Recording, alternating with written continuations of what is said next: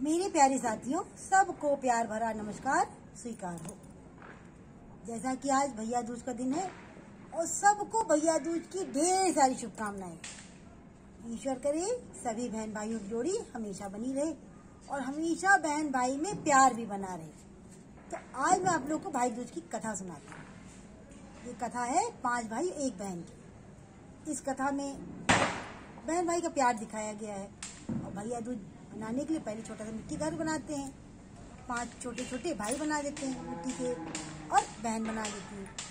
तो अब मैं आप लोगों को सुनाती हूँ इसकी कहानी।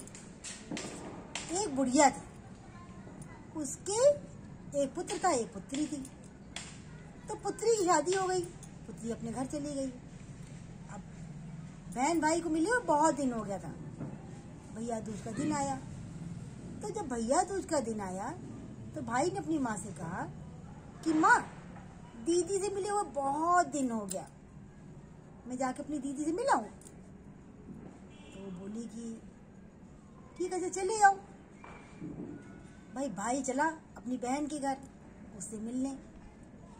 तो जब वो पहुंचा, जा रहा था रास्ते में, तो पहले उसको मिली नदी। तो नदी ने एक बुढ़िया का वेश बनाया और आके उससे बोली, देखो मैं हूँ नदी और मैं हूँ तुम्हारा काल। तुम्हारी बेटा आ गई मौत, मैं तुमको डुबो दूंगी।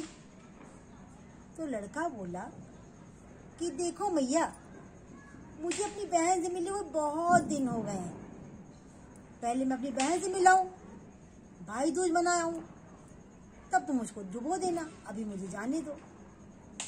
तो बोली अच्छा ठीक है, जाओ।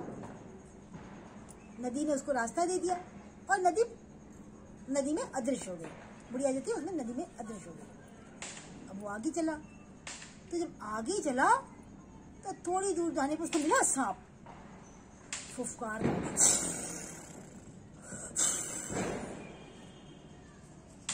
अब जो सांप था वो मनुष्य की भाषा में बोला, मैं तुझको ठसूंगा, मैं तुझको डसूंगा, मैं तो तेरा काल हूं, तुम्हारी मौत आ गई है और मैं तुमको डसने वाला हूं। तो भाई ने कहा, अभी मुझे मत डसो, अभी मुझे छोड़ दो। देखो मुझे अपनी बहन से मिले बहुत दिन हो गए हैं। मैं भाई दूज कराऊं, उसके बाद मैं लौटूंगा, तब आप मुझको डस लेना, मुझे कोई परेशानी नहीं होगी, मुझे कोई गम नहीं होगा। एक बार मैं अपनी बहन से तो मिला हूं। सांप जैसा प्राणी वो भी बहन भाई का प्यार देखकर द्रवित हो गया, पिघल गया उसका हृदय। बोला ठीक है, जाओ। सांप ने भी उसको रास्ता दे दिया, चला गया। अब वो आगे पहुंचा तो रास्ते में पड़ता था एक जंगल, जहाँ विशाल पेड़ लगे, जैसे मेरे पीछे आम का पेड़ लगे ना, ऐसे खूब सारे बड़े बड़े वहां पर पेड़ लगे। और उस जंगल से निकल गया एक शेर, दहाड़ता हुआ। शेर भी मनुष्य की आवाज में बोला, मैं आपका काल हूं और मैं आपको खा जाऊंगा, क्योंकि मैं तो आपकी हूं मृत्यु। भाई डरा नहीं, हाँ जो बोला, देखो शेर महाराज, आप तो जंगल के राजा हैं, आपको तो वनराज कहा जाता है और आप मुझे खा लेना, अपनी भूख मिटा लेना, लेकिन मुझे ना अपनी बहन से मिले हुए बहुत दिन हो गए हैं। मैं अपनी बहन से मिलाऊं, भैया दूज कराऊं, फिर आप मुझको खा लेना। वो बोला ठीक है, मौत तो इसकी आई है, चलो इस बार इसको भैया दूज मना लेने दो। मिलाए अपनी बहन से। अब भाई पहुंचा बहन के घर। तो बहन उस समय कच्चे कपास से सूत काट रही थी और कहते कि सूत बीच में टूट जाता है तो उसका भाई मर जाता है और सूत को जुड़ना चाहिए। तो सूत काट रही तकली से, उसका भाई आया। बहन चुपचाप सूत काटती रही, कुछ बोली नहीं। भाई बोला कि लगता है मैं गरीब हूँ, इसलिए मेरी बहन ने मेरा सम्मान नहीं किया, मुझसे बात नहीं कर रही। वो इतना सोच रहा है, तब तक उसका सूत आपस में जुड़ गया। बहन ने उसे रखा, भाई क्योंकि वापस जाने लगा था, तो उसने रखा, दौड़ के गई अपने भाई को बुला कर लाई, मना कर लाई, आओ। उसको नाश्ता पानी कराया, उसकी खूब खातिरदारी की। बिठाया उसको। अब बहन का दिल मारे खुशी के झूमे की इतने सालों बाद मेरा भाई आया है। वो पड़ोस की औरत के पास गई और पूछी, बताओ अगर कोई हमारा बहुत प्यारा हमारे घर आए तो हमें क्या करना चाहिए? तो उसने मजाक में कह दिया कि जाओ तेल से चौका लीप दो और घी में चावल को पका दो और उसको खिला दो। अब सीधी सादी भोली भाली बहन बेचारी गई, उसने तेल से पूरे घर को चौकी को लीप दिया। पहले तो सबके घर कच्चे होते थे, कहाँ प्लास्टर होता था, कहाँ अर्श फर्श होती थी। और चावल को घी में पकाए, पके ही नहीं।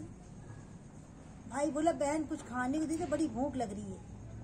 उतना ठहर जा, जरा चौका सूख जाने दे, चावल को पक जाने दे, फिर मैं बना के खिलाती हूँ।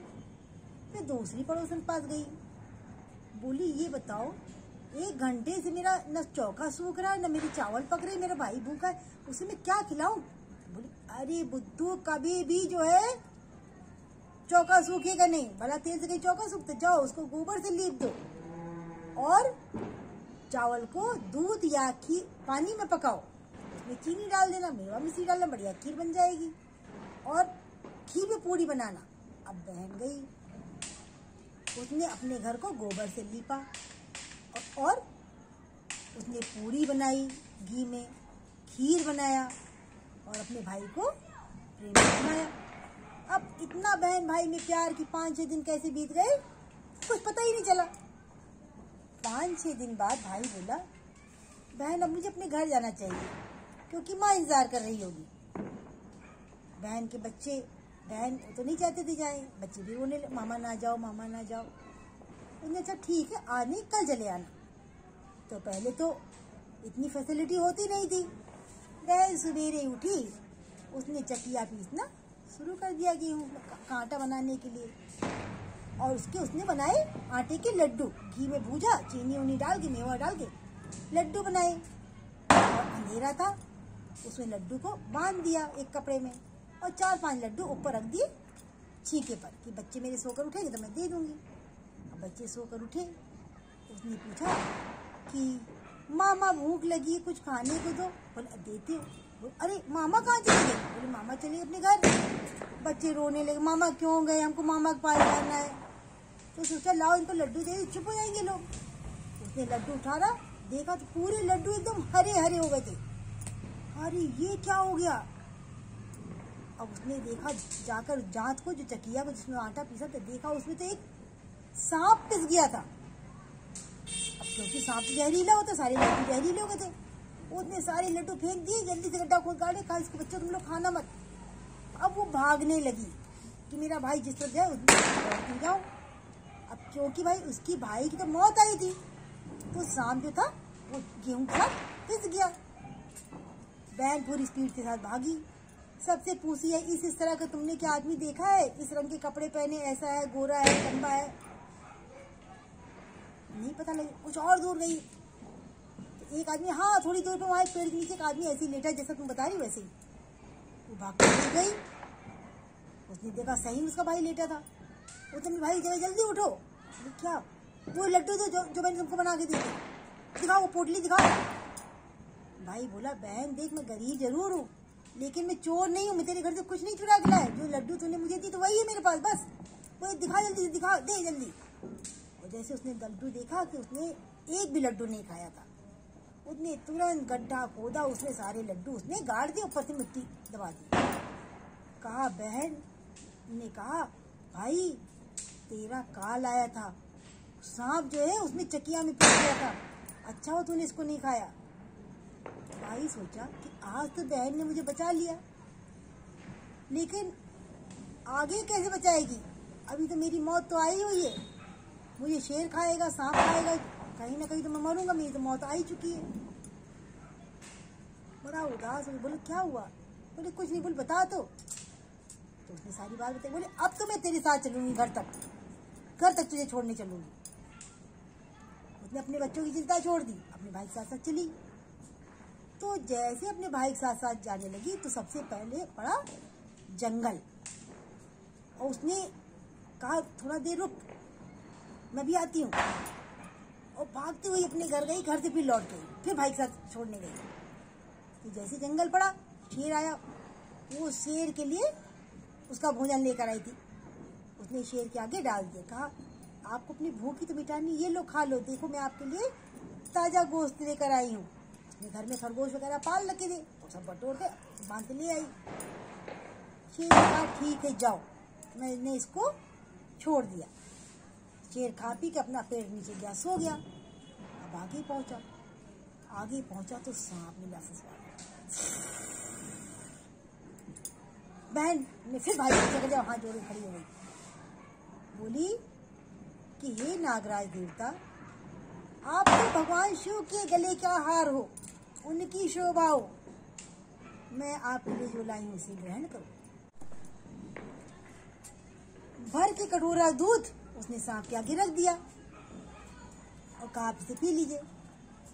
सांप ने पूरा दूध पिया और वो भी चला गया। उसने कहा जाओ, मैंने तुम्हारे भाई को बख्श दिया। अब बहन अपने भाई को लेके आगे चली, नदी के पास पहुंची तो नदी फिर कोई बुढ़िया का रूप बनाकर आई और बोली मैं तेरे भाई का काल हूं, मैं तो इसे डुबोऊंगी। उसने अपने भाई को अपने पीछे कर दिया, तुम पीछे रहो, वो हाथ जोड़ खड़ी हो गई। उसने नदी को लहंगा चढ़ाया, चुनरी चढ़ाई, उसका पूरा 16 श्रृंगार चढ़ाया, मिठाई चढ़ाई। तो कहा माँ हम तो तुम्हारे बच्चे हैं, इसे स्वीकार करो, मेरे भाई को जाने दो। अब नदी बेहद खुश हो गई, बोली जब तुमने मुझको माँ कहा है तो मैं तुझे बताती हूँ बेटी, तेरे भाई की मौत आ चुकी है, इसके बाद 7 घाते हैं, अगर 7 कष्टों से तुम बचा ले गई तो बच जाएगा। ये बताओ माँ। बोली देखो हमको तीनों को तुमने प्रयास कर दिया, तुमने शेर से बचा लिया, सांप से बचा लिया, मुझसे बचा लिया, और जो चकिया में सांप तुम्हारे पिस गया उससे भी तुमने बचा लिया, लेकिन अभी भी 3 कष्ट इसके ऊपर है, अगर उससे तुम बचा ले गई तो बच जाएगा। अच्छा ठीक। अब बहन भाई को लेकर के पहुंची अपने घर। तो घर पहुंची, माँ देख के बड़ी खुश हुई, अरे वाह क्या बात है, इतने दिनों बाद मेरी बेटी आई। उन्हें खूब उसका स्वागत सत्कार किया, तो उसका खूब स्वागत सत्कार किया। तो जानते हो क्या हुआ? अब दोनों बहन भाई खुशी खुशी रहने लगे। उसने माँ इसका ब्याह कर दे। माँ ने अपने बच्चे के लिए रिश्ता देखा, रिश्ते आने लगे, तो जान दी जल्दी ये खत्म हो जाएगा। तो जब शादी हुई और जब उसने कहा अरे पहले इसका रिश्ता क्यों करो, पहले मेरा रिश्ता करो, पहले मेरी सगाई करो। सोचे ये तो क्या बताए, ये तो पागल हो गई है। वो ऐसी हरकतें करने लगी जैसे सच में बिल्कुल पागल हो गई। पहले मेरी सगाई करो। सबने कहा अरे ठीक है, इसकी सगाई करने की बात है, चलो लड़के की सगाई उसको भी बगल में बिठा दो। उसको भी बिठा दिया गया। तो सगाई करते समय एक बिच्छू आया जो कि उसको डंक मारने, उसने फटाक से अपना हाथ आगे कर दिया। तो जो बहन ने अंगूठी पहन रखी थी, बिच्छू ने उसी में डंक मारा। मतलब एक बार उसने भाई को फिर बचा लिया, भाई सही सलामत बच गया। उसके बाद शादी हुई तो बोली पहले मेरी भावन होगी, भाई की नहीं। अरे बावली हो गई क्या, पागल है क्या, पहले तेरी शादी ना, जिस बार पहले मेरी शादी होगी, पहले मेरे फेरे पड़ेंगे, अरे करवा दो। तो उसके फेरे पड़ने लगे। जब फेरे पड़ने, बहन अपना आगे आगे, अपने भाई को पीछे कर दे। फेरों के समय जो अग्नि कुंड में आग जल रही थी, उसने फटाक साड़ी उसको पकड़ लिया, वो हट गई, जल्दी जल्दी बुझाया। अच्छा जब उसके बाद बारात निकासी में पहले मैं निकलूंगी, दरवाजा गिरने लगा, उसने उसमें फटाक से सुई खोल दी, वहां भी उसने बचा लिया। सोचे कि देखो अपने भाई को सुरक्षित बचा ली गई। उसके बाद बहू विदा होकर घर आई तो पति पत्नी को घर कमरे में भेज दिया, जाओ आराम करो ना, मैं भी इनके साथ ही लेटूंगी, क्योंकि उसको तो पता था कि भाई इसका तो काल है। नहीं बावली है क्या, बहुत उसको मना कर, नहीं नहीं जिद पड़ी, नहीं मैं तो उसके साथ ही लेटूंगी। तो एक सयानी महिला थी बूढ़ी, जिसने कहा अरे बीच में पर्दा डाल दो, एक तरफ पति पत्नी है, एक तरफ इसको लेटे रहे उसी कमरे में ही। अब बहन क्योंकि जानती थी कि आज की रात अगर मैं इसे बचा लेगी तो हमेशा के लिए बच जाएगा। अब बहन तो जब से उसको पता लगा तब से वो सोई ही नहीं थी। ये दोनों हस्बैंड वाइफ अपना सो गए। तो रात को फिर एक सांप आया उसको डसने के लिए, दूल्हे को। अब बहन तो देख रही थी, उसने झटाक से तलवार उठाई, कट कट कट सांप के 3 टुकड़े कर दिए और उसको एक पिटारी में बंद कर दिया। अब उसकी 7 संकट कट चुके थे। अब बहन आराम से सुख की नींद चैन से सोई। अब क्योंकि बहुत दिनों बाद सोई थी तो इतनी जल्दी कहाँ उसकी आँख खुलने वाली थी। सबने देखा कि दिन के 8, 9, 10 बजे बहन खर्राटे लिए सो रही है। सबने सोने उसको तो है ही पागल। जितने मेहमान आए थे सारे विदा हो गए। पहले तो लोग पैदल जाते थे, गाड़ी से जाते थे, बैलगाड़ी से, साइकिल जाते थे, तो मोटरसाइकिल वगैरह होती थी। तो बहन जब सो के उठी उसने देखा, कह रही सब लोग चले गए। इसने माँ से पूछा, क्या माँ सब लोग चले गए? उन्होंने कहा हाँ भाई सब लोग चले गए। तो उन्होंने कहा अरे सबको बुलाओ, सबको वापस बुलाओ। सब वापस बुलाए गए। तो उन्होंने कहा देखो, ना तो मैं पागल हूँ ना मैं बावली। मेरे भाई की मौत आई थी, उसने शुरू सारी कहानी बताई। तो कहा मैंने रात को सांप के टुकड़े टुकड़े कर डाले और मैंने उसे पिटारी बंद कर दिया। उसने लाकर सबको दिखाया कि ये देखो। तो हमने कहा अरे हाँ सही बात कहा। अब इसके ऊपर सारे संकट टल गए। अब मैं जा रही हूँ अपने बोलते इस अपने भाई के पीछे, जिसके कारण मैं अपने पूत को, अपने बच्चे को पालने में छोड़ कर आई, अपना घर द्वार खुला छोड़ के आई, पति का मोह त्याग कर आई, कि मेरा भाई सदा सही सलामत रहे। और फिर उसकी माँ ने उसको खूब ले देकर उसको विदा किया, जैसे बेटियां ससुराल विदा होती इस तरह विदा किया। वो चली गई। तब से प्रथा चलती आ रही है कि बहन हमेशा भाई की रक्षक रही। बहन हाथों में जब राखी बांधती है क्या कहती है? हमेशा मेरे भाई की रक्षा करना, इसको सभी संकटों से बचाना। तब से ये भैया दूज का त्योहार मनाया जाने लगा। तो आप लोग को ये बहन भाई की कथा, भैया दूज की कथा कैसी लगी आप लोग मुझे कमेंट बॉक्स में लिख के बताना। अच्छा भाई, सबको टाटा बाय बाय।